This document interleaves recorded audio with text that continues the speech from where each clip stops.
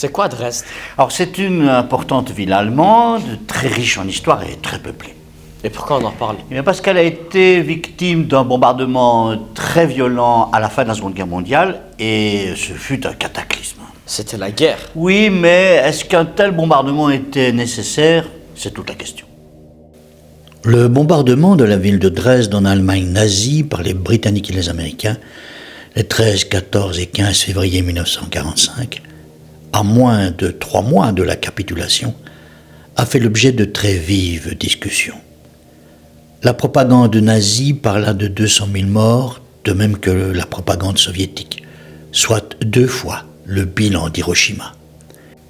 Si les chiffres sont revus aujourd'hui nettement à la baisse, on parle plutôt de 25 000 victimes, ce massacre de civils passait pour la conséquence inévitable du bombardement de cibles militaires. Toutefois, le montant astronomique des pertes civiles posait le problème de sa légitimité. Malgré cela, la destruction de la ville de Dresde est souvent présentée aujourd'hui comme un cas de figure, c'est-à-dire qu'en période de guerre, tous les coups sont permis, tant il est vrai que la guerre abolit toute raison, toute mesure. On le voit aujourd'hui avec la destruction systématique de la bande de Gaza, au bilan vertigineux, dont le chiffre officiel est aujourd'hui de 65 000 morts, ou encore avec celle de Mariupol en Ukraine, une ville de 430 000 habitants, avant la guerre, aujourd'hui déserte et détruite à 90%. Le précédent des Alliés sur Dresde a été invoqué par les Russes et les Israéliens dans les 2 cas.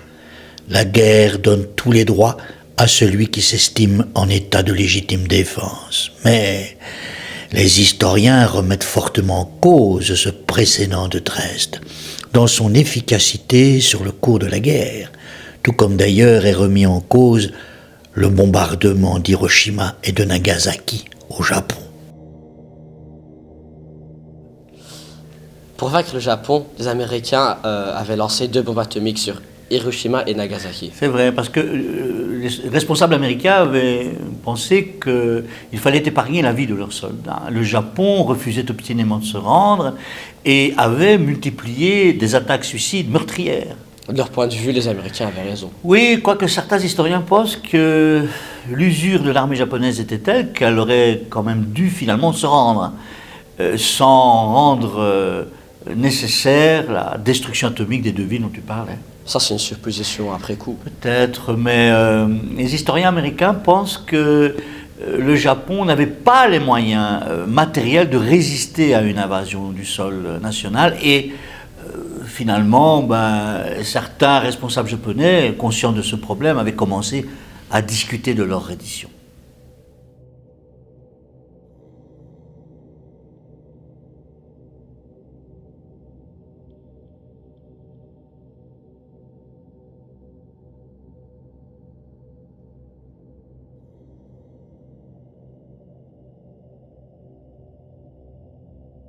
Wenn nötig, totaler und radikaler, als wir ihn uns überhaupt erst vorstellen können.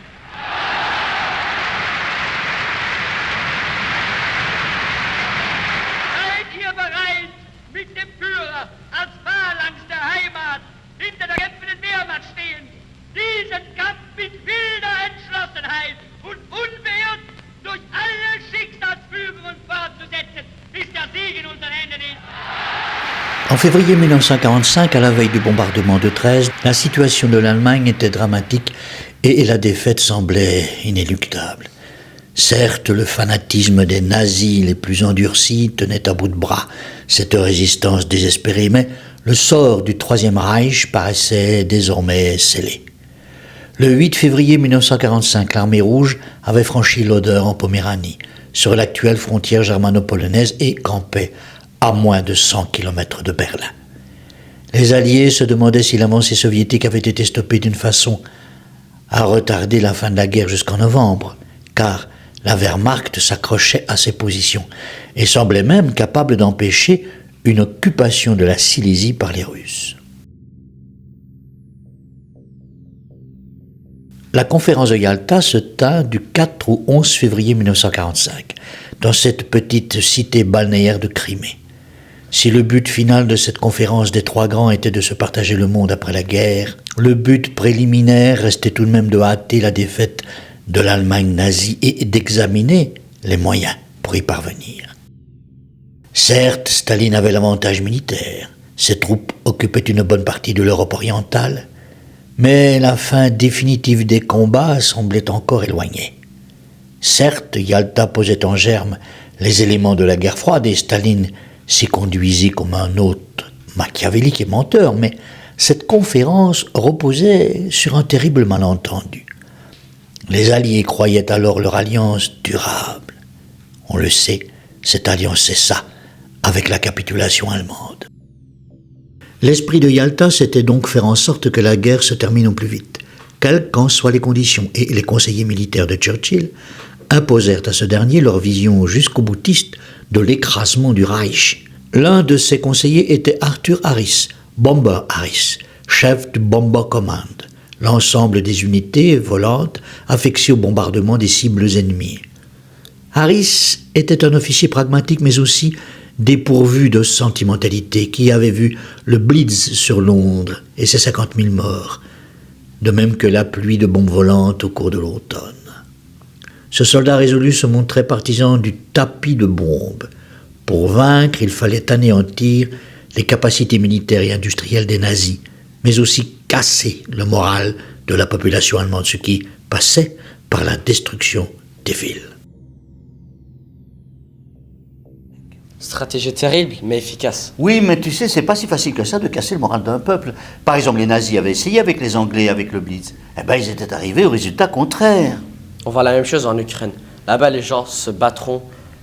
Jusqu'à la mort, mais c'est ce qui risque d'arriver en Ukraine avec leur jusqu'à la mort. Regarde avec l'intransigeance du Hamas, les Palestiniens sont allés jusqu'à une destruction fatale d'un grand nombre d'entre eux. Difficile de négocier avec un ennemi qu'on déteste. C'est vrai, mais tu sais, les dictateurs, ils jouent justement sur cette haine.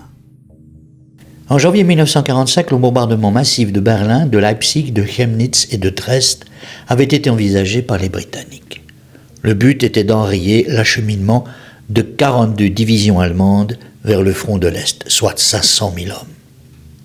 Dresde, capitale de la Saxe, peuplée de plus de 600 000 habitants avant la guerre, était à 160 km seulement de ce front et avait vu sa population doubler. Elle comprenait en outre d'importants nœuds ferroviaires, d'innombrables casernes et des installations militaires destinées aux entraînements. 127 usines s'y trouvaient. Des usines d'armement d'abord, mais aussi des usines de fabrication de machines et de biens de consommation. 50 000 ouvriers travaillaient nuit et jour dans ces usines. 25 hôpitaux soignaient un nombre non déterminé de blessés de toutes sortes. Pour toutes ces raisons, les Soviétiques avaient indiqué aux Britanniques que Dresde constituait à leurs yeux une cible prioritaire. Dresde d'ailleurs avait déjà essuyé plusieurs vagues de bombardements depuis l'été 1944, mais cela n'avait pas enrayé significativement les capacités de production de la ville et de sa périphérie.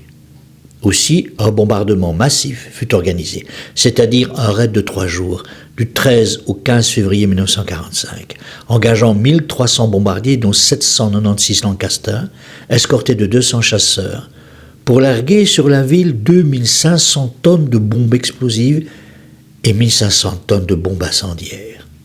Un véritable tapis de bombes, tel que le concevait Harris, et naturellement conçu pour casser la résistance allemande. Il s'agissait aussi, comme on l'a appris par la suite, d'impressionner l'allié soviétique. Celui-ci devait comprendre que s'il avançait trop loin en Europe centrale et venait à affronter les Occidentaux, ces derniers disposaient d'immenses capacités de destruction par voie aérienne. Dresde, en définitive, sonnait comme un avertissement qui leur était directement adressé. Quoi qu'il en soit, Dresde était densément peuplée.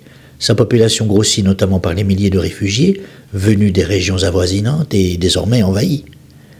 La population y disposait d'abris anti-aériens insuffisants, ne pouvant se réfugier que dans les caves des immeubles. La malheureuse cité la plus belle d'Allemagne avait enfin contre elle, ce jour-là, un ciel dégagé et l'absence de toute protection anti-aérienne. Sa décès, en effet, avait été amenée sur le front oriental.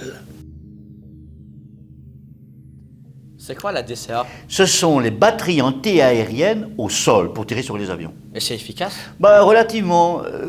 Les équipages de bombardiers étaient souvent victimes de cette DCA. Et le problème en Allemagne en 1945, c'était les munitions. Toutefois, pendant certains raids, cette DCA parvenait à détruire des dizaines d'avions d'un seul coup. Quoi faire pour empêcher ces pertes? Eh bien, l'avion devait voler très haut et zigzaguer. Seulement, pour arriver à bombarder avec un minimum de précision, il fallait redescendre et s'exposer à nouveau au tir de la DCA.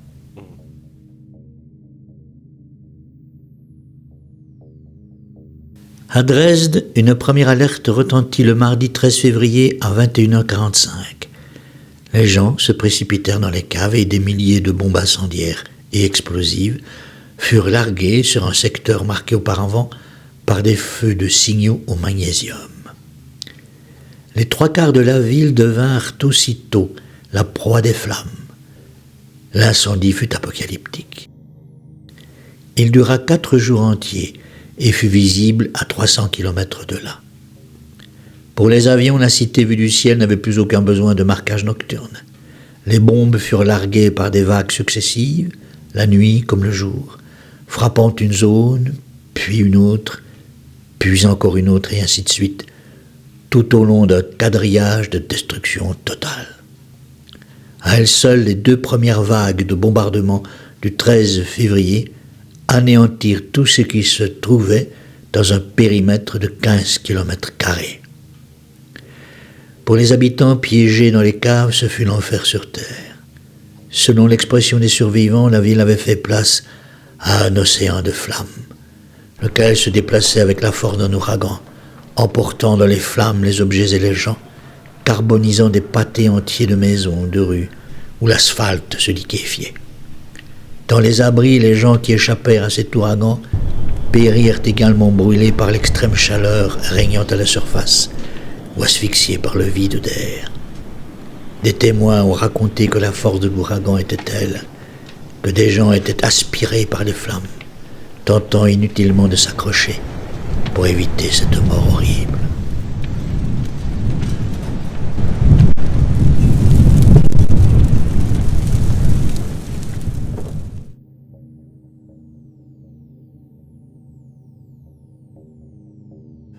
C'est abominable ce que les gens ont vécu. Oui, c'est vrai.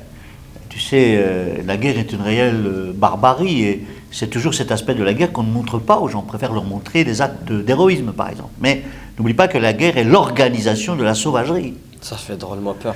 Oui, et cette peur doit être enseignée aux jeunes générations. Le jour, dans une ville couverte d'une épaisse couverture de fumée grise, toutes les sirènes d'alerte avaient été mises hors service par les premières aides britanniques, et les habitants des quartiers jusque-là épargnés et visés par les vagues suivantes des Américains ne furent pas avertis de ces attaques. Les destructions furent à nouveau meurtrières. Au lendemain de ces bombardements, la ville de Dresde était anéantie. Même chose pour la plupart des quartiers périphériques. Un décompte de 1100 cratères d'impact fut relevé. Pour dire les choses simplement, il ne restait rien debout, ou pratiquement. La ville, magnifique et chargée d'histoire, mais dont la plupart des équipements furent détruits ou devinrent inutilisables, était désormais une ville inhabitable. Il fallut complètement reconstruire Dresde après la guerre. Hélas, un nombre nous glace le sang, celui des victimes humaines. La vieille ville était un immense champ de décombres. Un bilan dressé le 30 avril par les autorités allemandes énumérait 368 000 morts. Les soviétiques, eux, revirent ce décompte à la baisse, pensant le chiffre de 250 000 plus proche de la réalité. Dans les faits, ce bilan fit par la suite l'objet d'une constante réévaluation, toujours à la baisse. Il fallut les travaux d'une commission officielle, mais tardive, pour fixer à 25 000 victimes le bilan définitif de ces raids meurtriers. Ce réexamen constant du bilan pose question. L'extrême droite allemande essaie aujourd'hui de nous persuader qu'il y a un but politique derrière cette constante réévaluation du coût humain de l'opération. L'estimation en tout état de cause reste problématique. Par exemple, les réfugiés qui auraient pu périr dans le bombardement n'étaient pas répertoriés pour la plupart. Comment savoir combien d'entre eux avaient péri sous les bombes? Car le bénéfice militaire, lui, se fait discret. Même si les routes et les moyens de transport furent paralysés, les 3/4 des installations industrielles et militaires avaient échappé à la destruction. Le fort militaire de l'Alberstadt, par exemple, n'avait même pas été visé. Ce qui amena Churchill, au lendemain des raids, à poser lui-même à son état-major la question de l'utilité d'un tel déploiement de violence.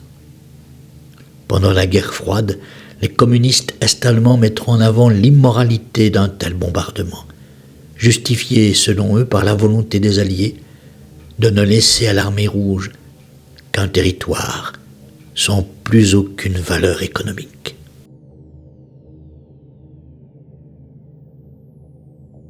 Est-ce que c'est ce qu'on appelle un crime de guerre? Oui, il en est souvent question. Si la guerre est un crime, c'est quoi un crime de guerre? Eh bien, ça va peut-être t'étonner, mais à la guerre, il y a des règles. Enfreindre ces règles, c'est commettre un crime de guerre. Quelle règle?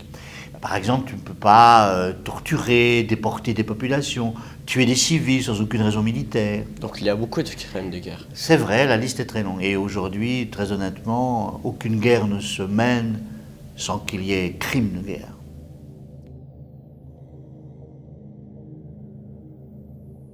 On parla bien sûr de crimes de guerre dans le cas de Dresde, mais aucune suite juridique ne fut mise en place, bien que la législation internationale avait évolué sur ce point juste après la guerre et aurait permis des poursuites.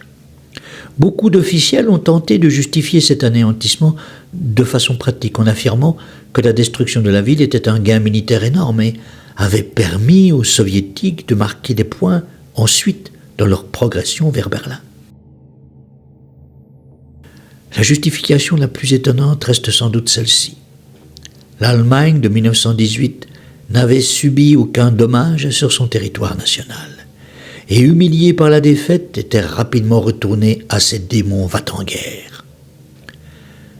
En 1945, il paraissait peut-être nécessaire de frapper le peuple allemand dans sa chair pour le confronter une fois pour toutes aux conséquences de son agressivité. On peut légitimement douter d'une telle logique et regretter qu'on ne puisse éduquer des peuples qu'en les détruisant. Si en effet l'Allemagne des 80 dernières années n'a pas été un État agressif, les exemples récents de Gaza ou de Mariupol nous diront peut-être si la destruction d'une ville transforme les fantômes survivants en adorateurs de la paix. Ce n'est pas si sûr.